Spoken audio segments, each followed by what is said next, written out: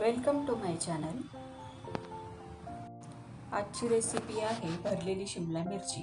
त्याच पद्धतीने शिमला मिरची खाऊन कंटाळा आला असेल तर ही रेसिपी आहे फक्त तुमच्यासाठी।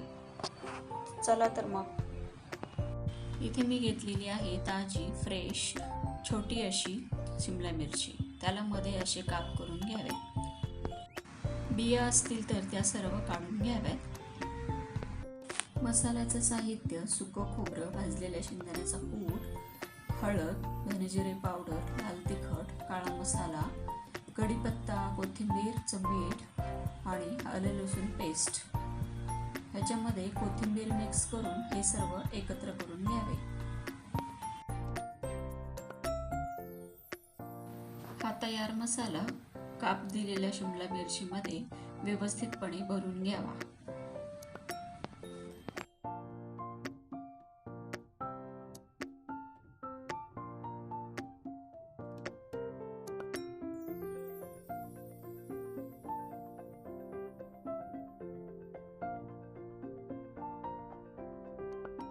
अशा पद्धतीने सगळ्या मिरच्या भरून घ्याव्यात।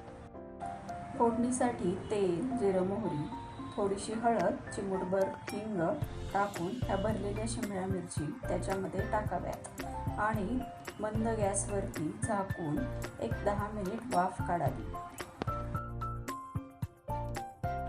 ह्या भरलेल्या मिरच्या खरपूस अशा परतून घ्याव्यात आणि त्याच्यामध्ये राहिलेल्या मसाल्यामध्ये पाणी टाकून पुन्हा एकदा थोडीशी कोथिंबीर टाकून 1-5 मिनिटासाठी वाफ काढून घ्यावी।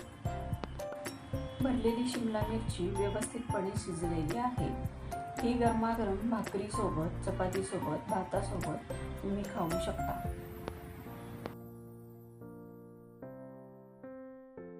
रेसिपी आवडल्यास लाईक, शेअर, सबस्क्राईब करा। तर भेटूया मग पुढच्या एका नवीन रेसिपीसह। तोपर्यंत थँक्यू।